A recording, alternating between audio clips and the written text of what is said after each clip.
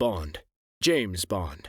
Of all the long-running blockbuster movie franchises, the Bond series may have the biggest list of tropes and traditions that fans expect to see. Not even Star Wars has as many boxes that need to be ticked in order to be considered a legitimate entry in the franchise. The Daniel Craig era has played with these tropes to varying degrees of success. Chicken or stirred? Do I look like I give a damn? And Craig's much-delayed swan song, No Time to Die, promises to remix our expectations once again.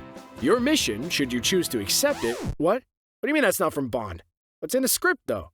Anyway, here are 007 Bond rules that No Time to Die is breaking.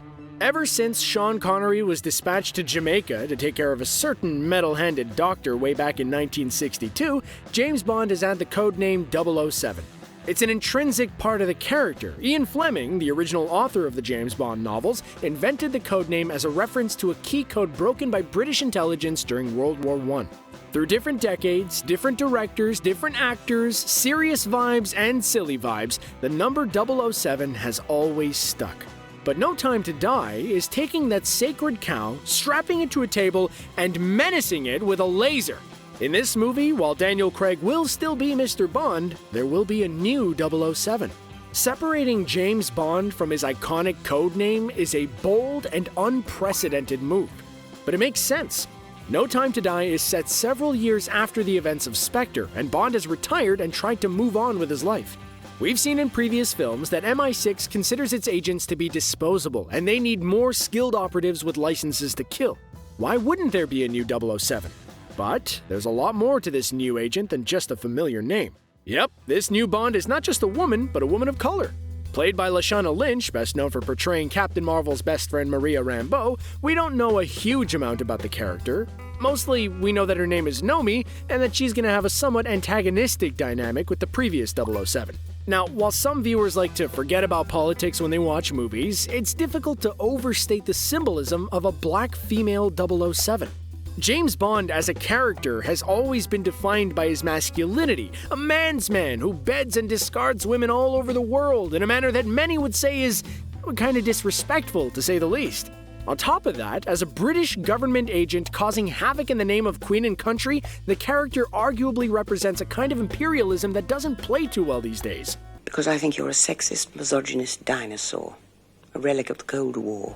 Wherever you happen to stand on those questions, casting Lynch as 007 shows that the filmmakers are keen to flip our expectations on their head and give us a take on the codename that looks forward rather than back.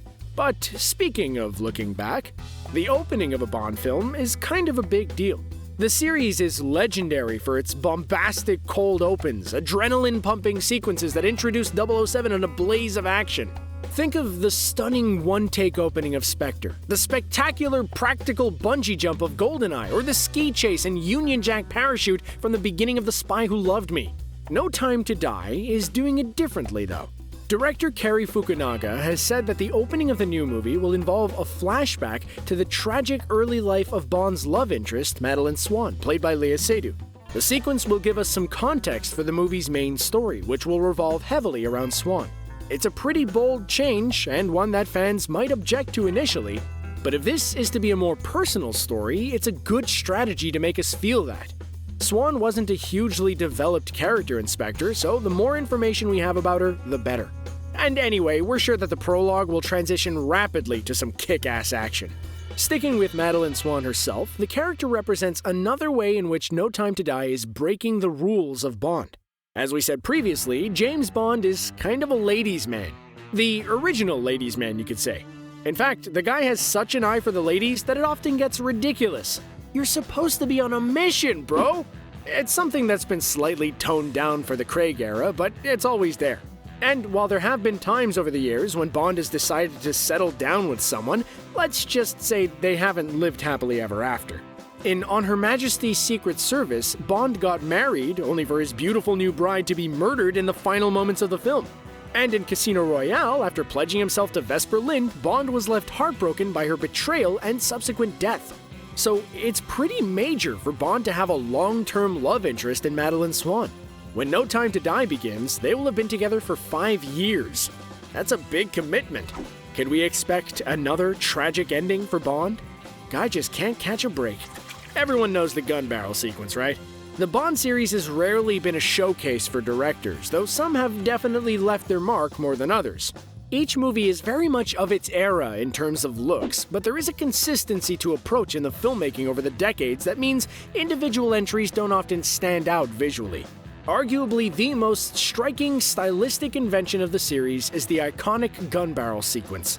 The Craig era has played around with these, but for most of the series' history, it's the first thing you see.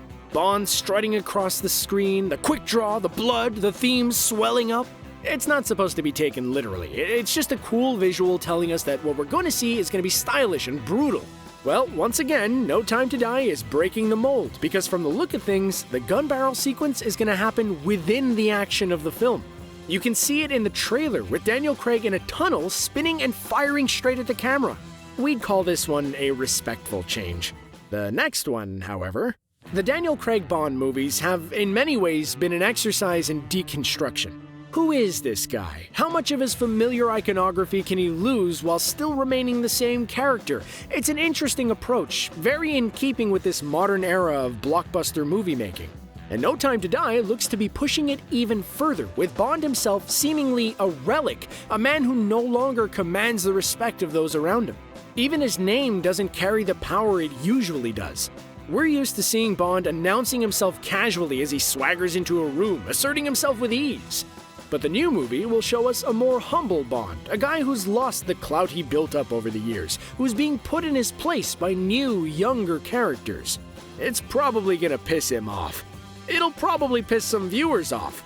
But we feel pretty confident that by the end of the movie, they'll have reminded us that there's only one Bond. James Bond is a larger-than-life hero, and a larger-than-life hero requires larger-than-life villains. The bad guys of the Bond series are almost as iconic as he is. From the cold and calculating Dr. No to the cheerfully psychotic Goldfinger, the cracked mirror of GoldenEye's Alec Trevelyan, and the theatricality of Skyfall Silva. But there's only one king of the Bond villains ultimately, Ernst Stavro Blofeld. He's been played by a bunch of different actors over the years, with Donald Pleasance and his volcano base probably the most memorable, and he's always been a major thorn in Bond's side. Not everybody was happy with the revelations about the character we got in Spectre, but we know he's returning, and it sounds like yet another twist. Blofeld is going to be an ally. How grave is the threat posed by Rami Malek that Bond would have to turn to his arch nemesis for help? We can only assume it's major. And while there may be an ulterior motive at work, it's going to be pretty tasty watching Bond and Blofeld try to work together. Bond and Blofeld working together. It doesn't even sound right when you say it. And you know what else doesn't sound right? James Bond dying. But rumors suggest that may be how Daniel Craig is going to go out. Pretty big rule break, killing your unkillable hero. Guess we'll have to wait until the movie comes out. If it ever comes out.